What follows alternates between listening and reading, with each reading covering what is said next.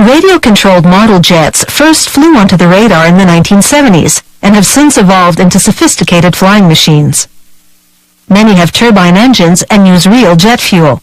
They allow people who would otherwise never pilot a jet to experience the thrill of flight with both feet on the ground. Radio-controlled model jets can roll and dive like an actual jet. And they can reach speeds of up to 450 kilometers an hour.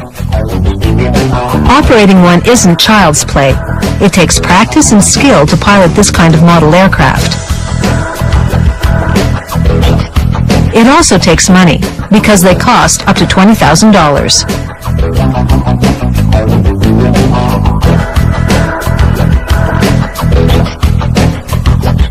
Making a model jet begins with the paint job. They airbrush designs directly into the molds that will be used to shape various parts. This particular mold will be used to make one half of a wing shell. When the paint dries, they roll epoxy resin into the mold, then put down a layer of fiberglass. They reinforce the fiberglass with super strong carbon fiber, then brush on more epoxy resin. The next layer is balsa, a lightweight wood from South America. They apply carbon fiber to sections of the wing where parts are to be attached.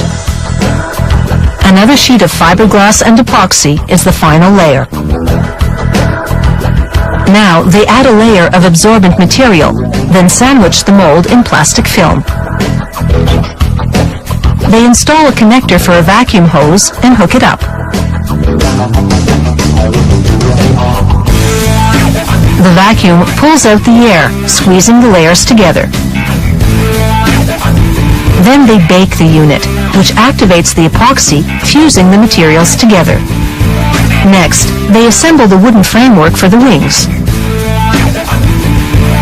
They reinforce it with strips of carbon fiber and apply epoxy on the edges. The model makers carefully install the framework on the wing shell. They apply an extra rib along the wingtip. Slide aluminum cylinders into tubes in the framework, then bead more epoxy along the wing shell's perimeter. They use high-strength adhesive in strategic parts of the framework to attach the other half of the molded wing.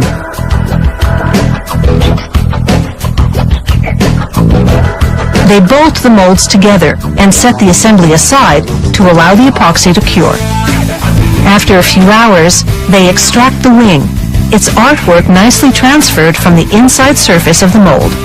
Machinery then cuts holes in the wing for installing landing gear and motors called servos. This router is computer programmed to make perfect cuts without damaging the internal framework. This is critical because just a centimeter or two off and the router would destroy the carefully crafted wing.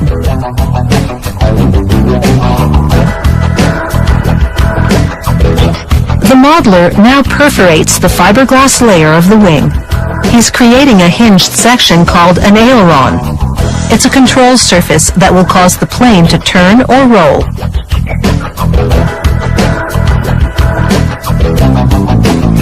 The ailerons and other control surfaces will be powered by servo motors.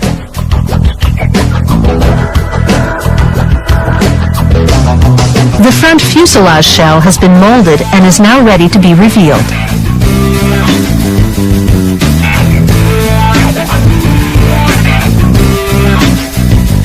Like the wings, the body of this model jet needs a supporting framework, along with brackets for attachments. Another computerized router carves them out of multi-layered carbon fiber board.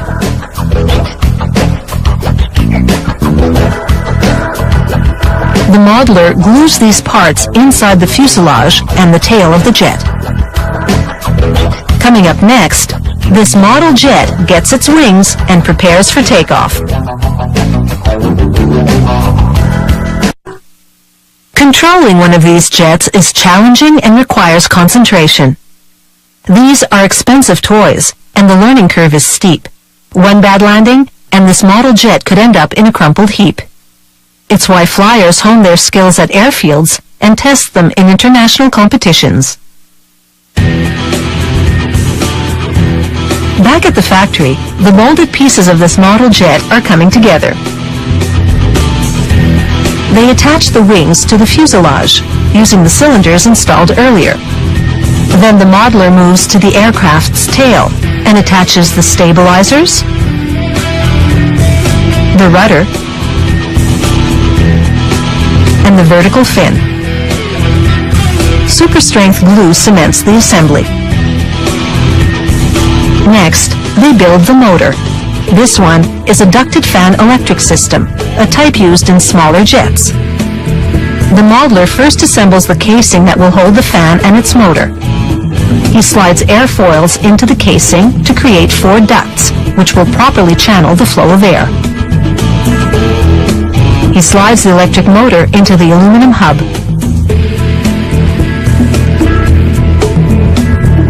Then anchors the assembly with a screw from the other side. The next part is a speed control mechanism. He solders its wires to those protruding from the motor. He encloses the mechanism in a vented tube, then sets the assembly aside temporarily. Now focus turns to the fan, which he hooks up to a testing device. As the fan spins, the machine analyzes it for vibrations that would indicate that the blades are out of balance. The gauge shows it's vibrating slightly, so he makes adjustments, and then it's ready to install.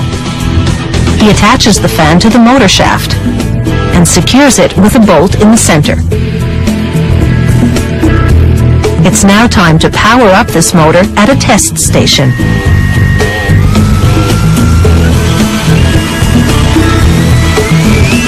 He brings it up to full throttle and measures the thrust it generates. It passes the test, so he installs it in the model jet's fuselage. Later, this ducted fan motor will be connected to a battery pack.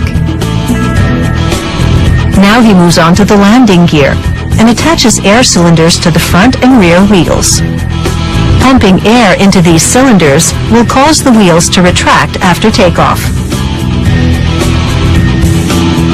This system will also cause the wheels to engage for landing.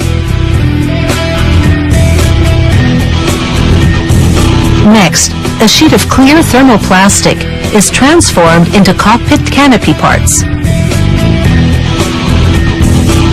A machine heats the plastic, then vacuum shrinks it to 2 molds. The plastic hardens in seconds to create 2 clear plastic bubbles for the jet canopy. They mold the cockpit shell in 2 sections using the same technique.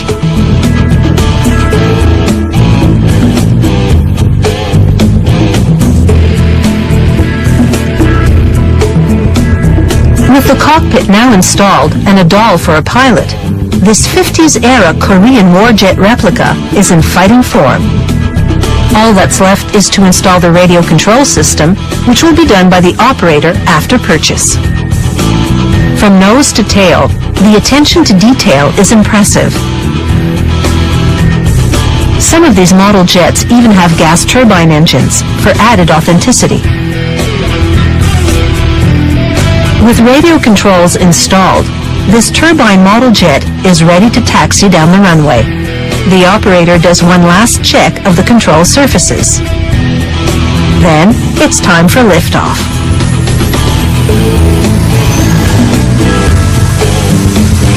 Miniature turbine engines sound and work like those of a big jet. These jets rumble and soar and can be made to perform many aerobatic stunts. Of course, it all hinges on both the skill of the operator and a job well done at the factory. But this looks like another successful landing.